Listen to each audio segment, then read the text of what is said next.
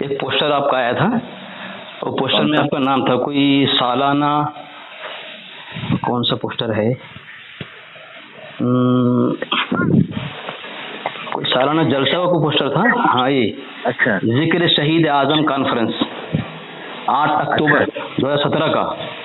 ہاں ہاں ہاں اس میں نام لکھا ہوا تھا انس رضا خان فہیم اختر رضوی صاحب، محتمم الجامعۃ الفہیمیہ ہاں اختر العلوم. جی ہاں ہاں تو اس کا ہی تھا، تو بولا ٹھیک ہے، وہ نمبر دیا، حضرت سے رابطہ کر لوں، تو وہ لائن پہ تھا ابھی. اچھا تو وہ بول رہا ہے کہ الزام ہے، ایسا کچھ نہیں ہے، اگر ہے بھی تو یہ کفر نہیں ہوگا، ہمارے اکابر نے جو لکھا ہے صحیح لکھا ہے. لائن پہ لے لیجیے اگر ہو تو. لائن پہ لے لوں؟ ہاں لیجیے. جی شاید وہ بولا کہ میں بھی کام پہ جا رہا ہوں، بعد میں فون کروں گا. حضرت کیا ذرا بتا دینا کیا یہ کون سی ترجمہ ہے حضرت؟ یہ سورہ فتح ہے جی اور اسی میں جو ہے وہ ہے انا فتحنا لک فتحا مبینا جی لیغفر لک اللہ ما تقدم من ذنبک وما تأخر. اچھا جی جی ہاں اس کا ترجمہ ان لوگوں نے یہ کیا ہے کہ جو تمہارے اگلے پچھلے گناہ ہیں سب اللہ نے معاف کر دیے. اچھا ہاں تو حضور کے تو نہ اگلے گناہ ہیں نہ پچھلے گناہ ہیں، بالکل صحیح بات، کیونکہ وہ انبیاء میں سے ہیں، معصوم خطایا ہیں، معصوم الخطا ہے، تو ان سے گناہ کا صدور ہونا محال ہے. محال ہے، بالکل صحیح کہا. ظاہر سی بات ہے کہ جب محال چیز کا امکان جو ہے وہ محال ہے. جی حضرت آپ حضرت آپ ضلع کون سے ضلع سے ہیں؟ پرتاپ گڑھ. ہاں پرتاپ گڑھ. کنڈا گاؤں کا نام؟ ہاں گاؤں کا نام کنڈا نہیں ہے، یہ تحصیل ہے. اچھا اچھا اچھا. تو حضرت اس پر تو حکم کفر کا یہ گیا حکم لگے گا نا، ایسا ترجمہ کرنے والے. ظاہر سی بات ہے کہ انبیاء کو جو ہے خطا کار کہنا، ایسا جو ہے وہ ایسا ترجمہ کرنا کہ ہم نے فیصلہ کر دیا کہ تیرے واسطے صحیح فیصلہ آتا، معاف کرے اللہ تیرے اگلے اور پچھلے گناہ، یہی گستاخی ہے نا، کفر ہے. ہاں اور ظاہر سی بات ہے کہ اگر خطا بمانا گناہ لیا ہے جی تو پھر تو گیا کم سے. خطا بمانا گناہ تو یہ میں کفر ہی ہوگا. اور خطا اجتہادی وغیرہ مراد ہے، کسی خطا سے خطا اجتہادی مراد ہے جی، تو اس خطا اجتہادی کو مان لینے پر کفر نہیں ہوگا. اگر کوئی وضاحت نہیں ہے، وہ ڈائریکٹ یہی ترجمہ ہو تیرے اگلے اور پچھلے گناہ، تو پھر تو نہیں. ہاں تو گناہ اگر مانا کرے گا تو گناہ کا مانا خطا ہوتا ہی نہیں ہے. خطا کا مانا گناہ ہو سکتا ہے جی، مگر گناہ کا مانا خطا نہیں ہوگا، کیونکہ گناہ تو خود ایک ظاہری لفظ ہے، ایک صراحت ہے. جی تو اس سے گستاخی کا فتویٰ لگے گا. اور اعلیٰ حضرت صاحب کا فتویٰ ہے کہ اللہ کسی انبیاء کی ادنا گستاخی کرنا بھی کفر ہے، اور اللہ اس کی توبہ، اللہ نے توبہ مقبول نہیں ہے. ہاں وہ اصل میں گستاخ رسول کو توبہ کی جو ہے وہ اس کا وقت نہیں ملتا ہے، اس کو توبہ کی جو ہے وہ جی ہے نا. تو حضرت میرے پاس ایک کتاب انہوں نے بھیجی تھی، الکلام الاوضح فی تفسیر علم نشرح، نقی علی خان صاحب کی ہے. اچھا یہ اعلیٰ حضرت کے والد صاحب ہیں. تو اس میں انہوں نے لکھا ہے صفحہ نمبر 116 پر، لیغفر لک اللہ ما تقدم من ذنبک وما تأخر، کہ ہم نے فیصلہ کر دیا کہ تیرے واسطے صحیح فیصلہ، تاہم معاف کرے اللہ تیرے اگلے اور پچھلے گناہ. نہیں جی وہی ترجمہ ہے. وہی ترجمہ نہیں ہے نا، اس میں پورا پڑھیے آپ آگے پیچھے. وہی ترجمہ ہے حضرت، وہی ترجمہ ہے. اور ایک کتاب ہے فضائل واسطے ہے نا، اس میں جی واسطے ہے نا، واسطے کا لفظ ہوگا. ہاں تیرے واسطے، تیرے لیے. واسطے نہیں ہے، معاف کرے اللہ تیرے اگلے اور پچھلے گناہ. اور آگے پیچھے کیا ہے؟ آگے اور پورا کرے تجھ پر اپنا احسان، اور چلا دے تجھ کو سیدھی راہ، اور مدد کرے تجھ کو خدا زبردست مدد فتح مبین سے. یہ آگے لکھا ہے. اور ایک دعا ہے فضائل دعا کتاب ہے، نقی علی صاحب کی کتاب ہے. اس میں اس آیت ترجمہ کے واستغفر لذنبک وللمؤمنین والمؤمنات، مغفرت مانگ اپنے گناہوں کی اور سب مسلمان مردوں اور مسلمان عورتوں کی. یہاں بھی گناہ کا لفظ ہے، اور تو کہہ رہے کہ وہ لوگ کہہ حضرت اگر گناہ کے لفظ یہاں پر پہلے تو یہ دیکھنا پڑے گا فتح مبین کا جو معنی لیا گیا ہے جی وہ فتح مبین کا معنی حضور کے لیے لیا گیا ہے. نہیں حضرت لفظ گناہ ہے، لفظ گناہ ہے.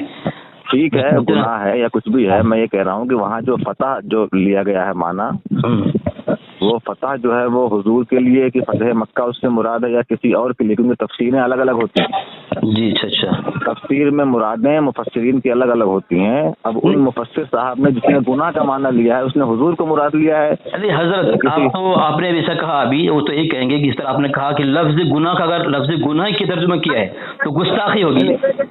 گناہ کس کے لیے کیا ہے؟ نبی علیہ السلام کے لیے. نہیں تو کوئی ضروری نہیں ہے نا.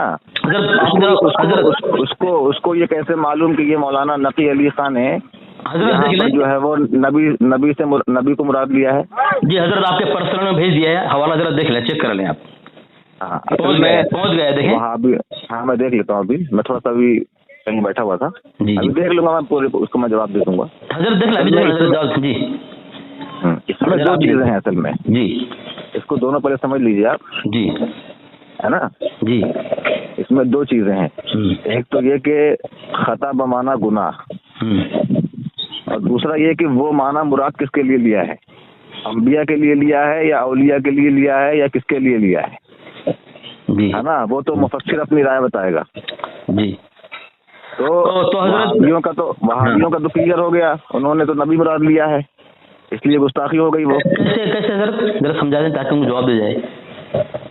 سورہ فتح میں جو لیغفر لک اللہ ما تقدم من ذنبک وما تأخر ہے، اس آیت سے وہابیوں نے نبی کو مراد لیا ہے. وہ کہاں پہ لکھا ہے آیت سے مراد نبی مانا ہے؟ ارے اس کا مطلب یہی ہے کہ جب وہ کہہ دیا اس نے کہ تم نے نبی کے لیے گناہ کا لفظ لکھا، پھر اس نے کوئی اعتراض نہیں کیا، تو اس کا مطلب کیا ہوا ہے؟ اس نے مانا نبی کو. تو حضرت تو وہ بھی تو یہ کہیں گے کہ آپ نے بھی، آپ کے نقیر صاحب نے وہ نبی کے گناہ لکھا ہے اور وہاں کوئی اعتراض نہیں کیا ہے، ناراض کیا ہے، تو مطلب تو وہی بات پہلے سمجھیے پوری. جی میں یہ کہہ رہا ہوں کہ وہابیوں نے اس آیت سے جی نبی کو مراد لیا ہے، یہ کلیئر ہے. وہ کہیں گے کیسے؟ وہ کہیں گے کیسے؟ جی تو آپ کہیے کہ جب ہم نے آپ کے بارے میں کہا یہ کہ آپ نے نبی کو گناہ گار لکھا، تو آپ نے تو یہ نہیں کہا کبھی اعتراض میں کہ میں نے نبی مراد نہیں لیا. تو اس کا مطلب یہ ہے کہ آپ نے نبی کو مراد لیا ہے نا. ورنہ اگر آپ نبی مراد نہیں لیتے تو آپ ضرور اعتراض کرتے وہاں پہ کہ ہم نے نبی مراد نہیں لیا. یہاں پہ اعتراض نہیں کیا حضرت. الکلام الاوسط کے اندر کوئی اعتراض نہیں ہے. ارے تو میں بتا رہا ہوں نا اس کا اب یہ والا ہو گیا کلیئر. اب میں بتا رہا ہوں الکلام الاوضاع کا. جی الکلام الاوضاع کے مفسر کون ہیں؟ نقی علی صاحب. نقی علی صاحب سے کسی نے مراد پوچھی کہ آپ کی مراد کیا ہے یہاں پر؟ جب وہ وضاحت ہی نہیں ہے تو مطلب مراد ثابت ہو گیا. نہیں ایسے کیسے ثابت ہو گیا؟ جب تک جو ہے وہ قائل اپنے قول کی مراد ظاہر نہیں کرے گا اس وقت تک کیسے آپ مراد لے لیں گے ایسی کوئی چیز؟ ان کے جو دیوبند صاحب کے جو وہ بھی تو ظاہر نہیں کیا حضرت، خالی ترجمہ ہی کیا نا. ارے ترجمہ کیا ہے لیکن اعتراض کرنے پہ تو کہا بھی تو نہیں کہ میں نے مراد نہیں لیا نبی کو. کس نے اعتراض کیا حضرت؟ آج تک جو ہے وہ آج تک ان کے ماننے والے تو کہہ رہے ہیں کہ ہم نبی کو مراد لیتے ہیں. حضرت کئی کتابیں ہیں جو یہ عقیدہ بھی رکھتے ہیں کہ دیوبند انبیاء معصوم عن الخطایا ہیں. معصوم عن الخطا ہیں، انبیاء معصوم ہوتے ہیں. بالکل، اور ان کا بھی عقیدہ ہی ہے. جب ان کا عقیدہ ہی ہے تو اس ترجمہ سے عقیدہ ثابت ہو گیا. دوسری بات ہے وہ ایک دوسرا حوالہ پیش کرتے ہیں معرفت سے، جو فقیر محمد رضوان داؤدی صاحب کی کتاب ہے جس میں تقریباً 150 علماء کی تقریر ہے. یہ مسئلہ کہ اعلیٰ حضرت کی کتاب ہے. اس میں لکھتے ہیں سچی بات یہ ہے کہ اگر یہ عبارت کفریہ نہیں تو تعویلات کیوں؟ تعویلات دینے سے تو یہ بات ثابت ہو رہی ہے کہ عبارات کفریہ ہیں تو تعویلات کی جا رہی ہیں. تو وہی کہیں گے کہ یہ مولانا فہیم صاحب تعویل پیش کر رہے ہیں، اس کا مطلب یہ ہے کہ وہ جو ترجمہ ہے کفریہ ترجمہ ہے، اور نہ تعویل کیوں پیش کرتے؟ کیا کہیں گے حضرت؟ تعویل پیش کرنے کا مطلب ہی ہے کہ عبارت کفریہ ہے. رضوان داؤدی صاحب کہہ رہے ہیں جو بھی تعویل پیش کریں گے اس کے اوپر جو ترجمہ پر گستاخی فتویٰ لگ رہا ہے وہی ترجمہ نقی علی صاحب سے ہے. اگر کوئی بھی تعویل پیش کرنے جائے گا یہ تعویل ہے تو اس کا مطلب یہ کہ کفریہ ہے ترجمہ ہے. तावील में कुफ्र नहीं होता है। जब तावील से सारा मामला खाली हो जाए तो कुफ्र होता है। नहीं हजरत कह रहे हैं कि अगर ये इबारात कुफरिया नहीं तो तावीलात क्यों? तावीलात देने से तो ये बात साबित हो रही है कि इबारात कुफरिया हैं, तो तावीलात की जा रही हैं।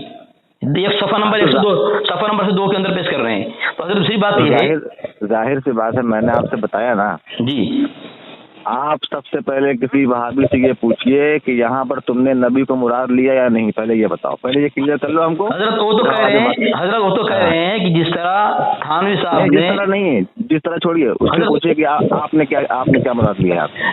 वही पूछ रहा था, वो उन्होंने कहा ऐसा जिस तरह